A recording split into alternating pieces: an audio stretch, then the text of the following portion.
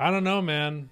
I'm uh I'm still skeptical, you know. I'm not sure if that is quite worth giving up Andre Drummond. I don't know if that trade really is going to work out in the Sixers' favor.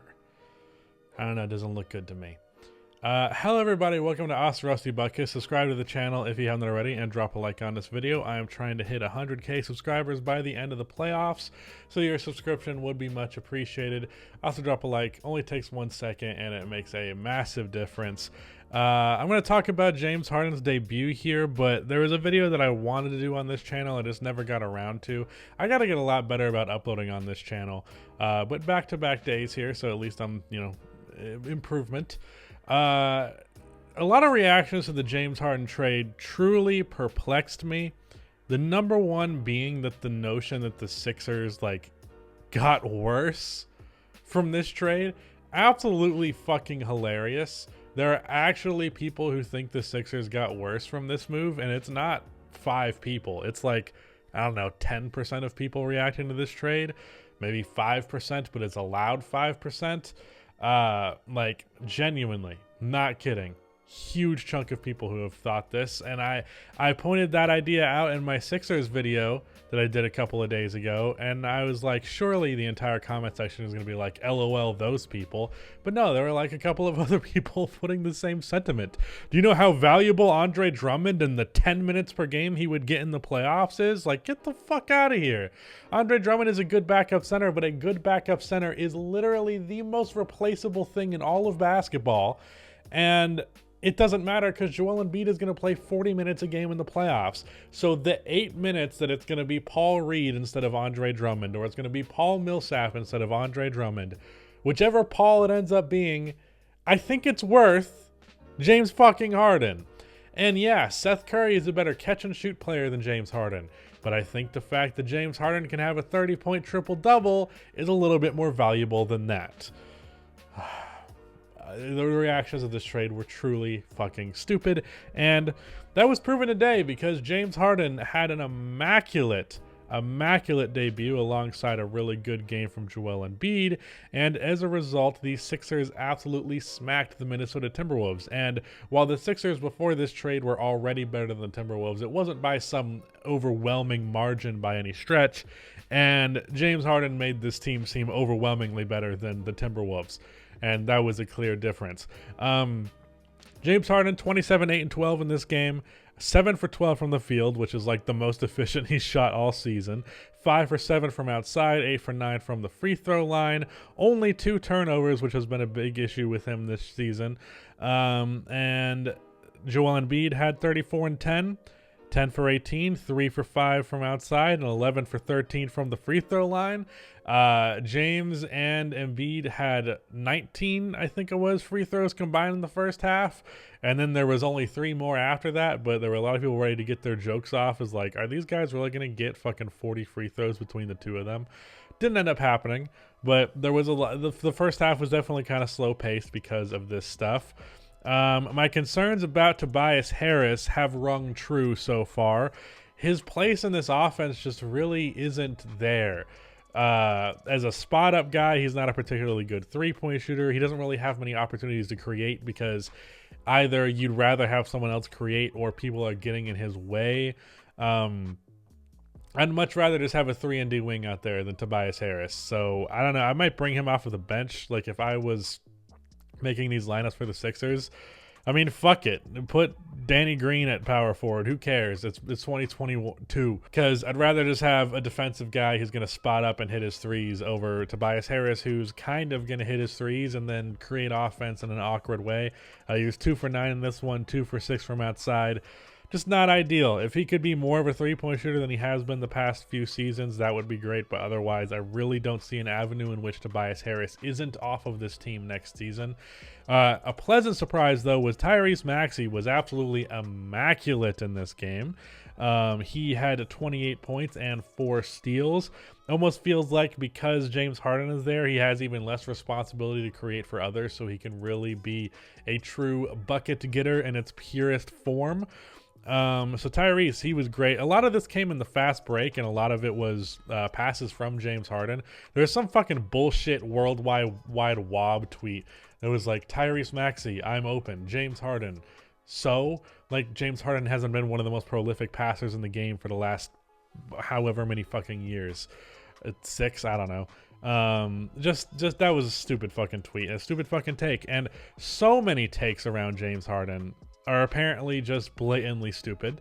I don't know why I'm surprised by that, because he's an extremely polarizing player, but I just find that people are blatantly wrong about James Harden as a player, as a teammate, with this trade here all the time, just because they don't like his play style. And I think that's exactly what happened with this trade reaction. James Harden was amazing in today's game. The Sixers looked fantastic. They only gave up 102 points and they scored 133. So yeah, that's just good work all around from them in this game. And this is a debut. While I don't expect James Harden to shoot 58, 71, 90 for the season, it also just felt like James Harden was back. Like, he even looks way skinnier than the Nets. I don't know what kind of shape-shifting ability James Harden has, but genuinely, he just looks physically different from the last time I saw him on the Nets. I don't know what the fuck that's all about. And you would think, you know, he went from wearing a black jersey with the Nets to a white jersey with the Sixers. White is supposed to make, if you're overweight, stand out more, and black is supposed to hide it, but it seemed to have the opposite effect. I don't know. He looked physically more in shape than I have seen James Harden look since he was originally traded to the Nets. More so than that, even. So that was encouraging, the way that he was. I mean, he wasn't even that aggressive shooting the ball. He only had 12 field goal attempts. I mean, he shot the ball more than that if you count the free throws. A lot of the shots ended up being fouls, but he was not particularly looking for his shot. He was more so looking to play make, but he also wasn't afraid to get his shot off. He had a couple of step backs and stuff. It was a lot less him worrying about deferring to other players and more almost feeling like he was trying to. I don't know how to describe it. There was just a visual difference between it feeling like he was forced to be a playmaker more than a scorer and him choosing to be a playmaker more than a scorer. That sounds like bullshit, but that's just what it felt like to me.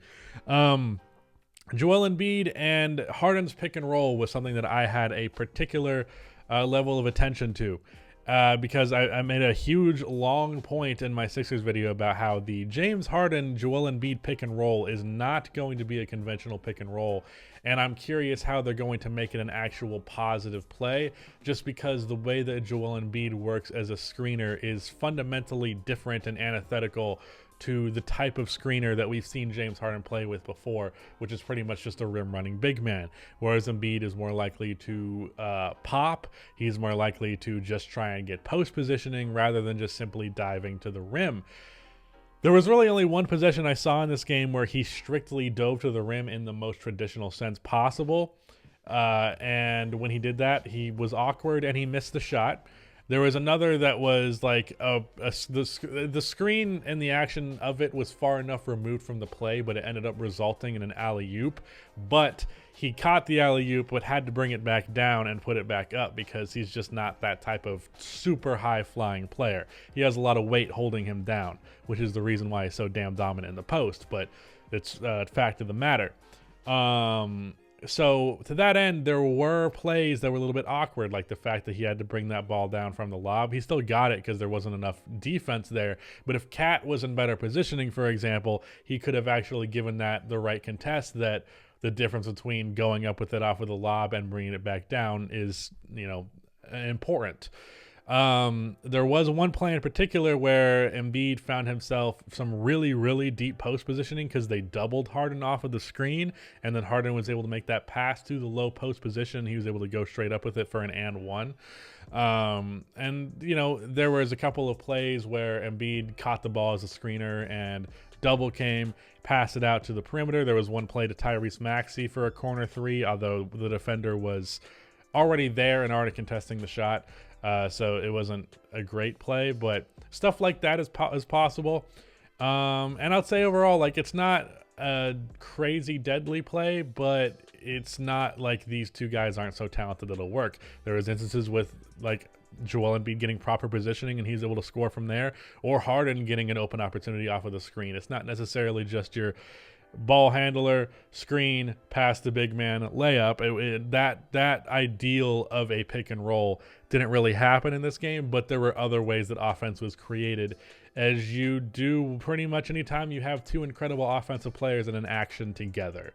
So it's going to be interesting to see how that develops, just because, again, it's not a traditional sense pick and roll, but there was enough there that I'm not too concerned about it. It's not even concern, really, just more so interest, as well as contrary to what the public might expect. I don't expect Tyrese Maxey to continue to be this amazing, because if Tyrese Maxey is like fully like a star level player, which he's shown signs of being able to be before, if he's just that like right now, then it's a wrap. The Sixers are winning it all. I don't imagine he's going to average 28 on 75% shooting. But the way that he was able to play off of Harden was better than I anticipated. A lot of cuts, and then again, a lot of the stuff was on the fast break. The guy was just running the floor. He had one really nice steal where he took it all the way. I think he might even had two of them. A really nice reverse left-handed layup. Almost all of this stuff was at the rim. A couple of floaters and shit like that. Also, Doc Rivers, after how many years of coaching, has finally figured out that he can stagger lineups. As soon as he made that adjustment, suddenly the Sixers lineups are way better than they've ever been. What do you fucking know? But there were a lot of lineups where Tyrese Maxey was separate from James Harden. And as a result, Maxey was able to do his work without a ball handler interfering. Speaking of ball handler interfering, one other point that I made in that Sixers video was that James Harden, there's a difference between him playing off of a non-ball dominant score and a ball dominant score, and how that fundamentally keeps James Harden more engaged and more like James Harden. And I think we saw that today. The way that he played off of Embiid in the post, a lot of the times Embiid, like I said in that video, this is kind of just me reviewing my points and seeing how they were actually applicable to an NBA game once they actually saw the floor together. But Embiid makes a decision with the ball on the post almost immediately. And if that decision is to score, then great, the possession ends with them scoring. If that decision is to pass to somebody else for a shot, great, that decision has been made. But if the decision is to kick it out to James Harden, then James can do something with that. It's not so much like James passes the ball to Kyrie Irving and then he takes 10 seconds off of the clock to get a shot up. Or if he doesn't, he throws off James's rhythm or he passes it to somebody else. You don't really see that. Even with Tyrese Maxey, Tyrese was really not dribbling the ball all that much when James Harden was on the floor.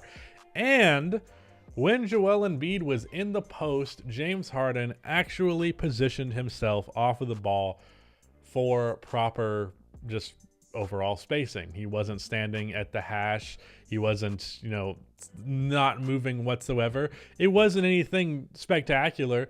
James Harden has this reputation as a horrible off-ball player, so by extension, the standard is a lot lower.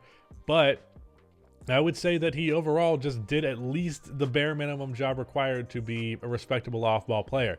And I believe he even had a catch and shoot 3 in this game. So yeah, a lot of encouraging signs from the Sixers here. A lot of encouraging signs in terms of how Tyrese Maxey fits into this situation. And Tobias Harris is just not going to work on this team, I don't think. I think they should bring him off of the bench and at least run him in lineups where there's less Embiid. I feel like maybe pick and rolls and pick and pops with James Harden and Tyrese Maxey could be something to go to, but his play there's just something about him playing with a big man that doesn't really work, which is not great because Tobias isn't so good that you'd work around that. I don't know. I just don't love Tobias Harris in general, and I especially don't love him on this team. Just to real quick go over the Timberwolves side of things. This video is just talking about the Sixers, and it's already running long, so I'll just gloss over it quickly. Anthony Edwards shot abysmally, although it got better as the game went along. D'Angelo Russell got to the free throw line a surprising amount in the first half. Karl Anthony Towns was Karl Anthony Towns. And Jaden McDaniels missed like 3 corner threes in a row, and it was really depressing because he had a really good shooting season his rookie year, and this year I believe he is sub 30%. But yeah, not too much to say. D'Lo was good. Cat was all right. Anthony Edwards stunk it up. and they didn't really have any answers for anybody. Even Jared Vanderbilt, who's a really good defender, gave up a 4-point play to James Harden on a step back three. So, yeah, the Sixers are really good. James Harden is James Harden again. And people who thought this trade was bad were already laughable. This is just further evidence of it. Again, it's one game, so I'm not going to bank all of my takes on that, but a lot of what I expected to see, I saw, and I'm happy to have seen it because contrary to popular belief, a lot of people think I dislike the Sixers. I've just never believed they were good enough. I believe they're good enough now, so I'm going to sing them their praises. But I've been a Sixers hater because the Sixers have been consistently underwhelming. I've just been right, really. But this time, I don't think they're going to be underwhelming. I actually believe in this team. This is the first time I've believed in this team. End sentence. The Sixers have not been a team to believe in my entire time as an NBA fan. So, yeah, it's my first time believing in them, and I think they're going to be good.